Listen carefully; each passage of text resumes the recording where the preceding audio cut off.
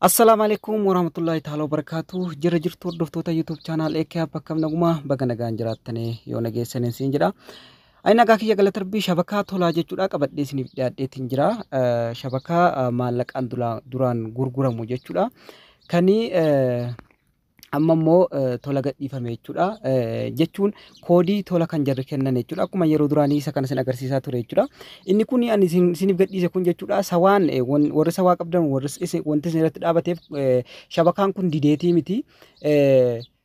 Sawaadhumatu block ta'e jechuudha. Sawaadhumatu block ta'ee jira.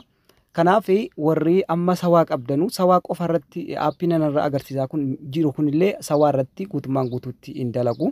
Zeenii jawwii moobaayila irratti dalaga jechuudha. Aappii kana linkii isaa descriptionii YouTube channel kiyyaa jala bakka kanaan siniif kaa'a. YouTube channel kiyya EK aappiidha warri haaraa dhuftan jechuudha. Naaf baga nagaan dhuftan. Subscribe godhaa, like gochuudhaan gara barnoota keenya irratti dabarfanna jechuudha. Aappiin akkana jechuudha. Aappii sheexi xiqqoo kanaan adda jechuudha. Fakkeenyaaf aappii HT tuuneelii fi wantoota garaagaraa kana hin caala jechuudha. Kan koodiidhaan dalagu kun akkuma isinitti himaa ture jechuudha. Jawwii moobaayilaa fi zeenii irratti akka saarukaatti dalaga jechuudha. Aappiin kun wal fakkaata jechuudha. Kun asirratti akkuma argitan wal fakkaata. Kan isin buufachuu qabdanu linkii isaan achi jala isiniif kaa'a. Kun waluma fakkaata jechuudha. Silent Net Plus Silent Net Vibe VPN garuu gaafa bu'ees achuma irratti wal fakkaata jechuudha. Fakkeenyaaf amma Play Store keessa gallee ilaalla. Kun Play Store keessatti bifti isaa isa kana garuu gaafa bu'ee wal fakkaata jechuudha. Kanaafuu maaliifuu linkii isaa descriptionii YouTube channel kiyya jala isiniif kaa'a yookaanis immoo akkanatti buufattan jechuudha. Lamaan keessaa kan isiniif ta'ee dalagsiifattanii walumaa galatti too linkii cuqaaftanii baay'ee bareeda. Asirratti wal isin kaadha'uu danda'a jechuudha. Gaafa bu'ee aappichi tokko fakkaata. Aappii isa kana buufattan jechuudha. Gaafa buufattanii ni seentanii kun haala kanatti seenaa. Inni sun keessoon isaa adiidha. Inni kun gurraacha jechuudha. Walii adda garuu.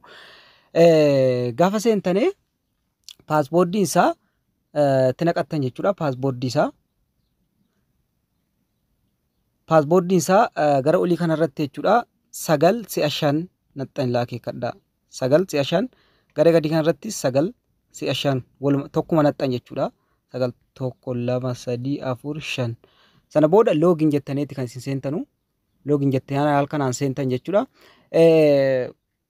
Sorry waan ani shabakaan biraa banaa jiraateef jechuudha ankiyya. Waan shabakaan biraa banaa jiraateef amma isa jalqabaa kana servera isa jalqabaa kana isuma jalqabaa irratti dhiiftan jechuudha.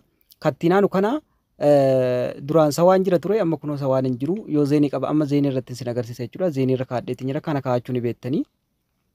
Sana booda kara kana cuqaastaniiti update gootan amma shabakaa biraati irra jira.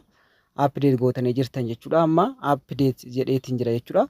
Amma shabakaa biraan irraa cufee isin agarsiisa jechuudha. Shabakaa biraatti kan hin fayyadamaa jiru. Shabakaa biraa irraa cufee bannee ilaalla jechuudha. Akkuma asirratti argitan jechuudha. Amma aappichatti deebineetiin jira jechuudha. Connect gootan jechuudha. Haala kanatti isin barbaada irra deebitan jechuudha. Yeroo 2-3 caalaa irra isin deebisu. Dafee isin bana jechuudha aappiin koodii kana. Kun amma connected jedheetiin jira jechuudha. Gaafa bifa magariisa akkanaatiin connected jedhee dalageetiin jira jechuudha. Sirriitti dalageetiin jira. Kun akkuma argitan connected jedheetiin jira jechuudha. Akkuma argitan gara kanatti lakkaa'uu eegaleetiin jira. Asirrattis lakkaa'uu eegaleetiin jira jechuudha. Kun haala kanarratti isiniif dalaga jechuudha. Hiriyoottan kiyyaa itti fayyadamaa jechuudha. Aappiin kun immoo akka wal isin kaan dabarfanne jechuudha. Aappii lama kan wal fakkaatutu jira jechuudha. Silent Plus Vibe kan jedhu kun hin dalagu jechuudha. Koodiin isaa addaa. Silent Net Vibe VPN kan jedhu kan dalaga.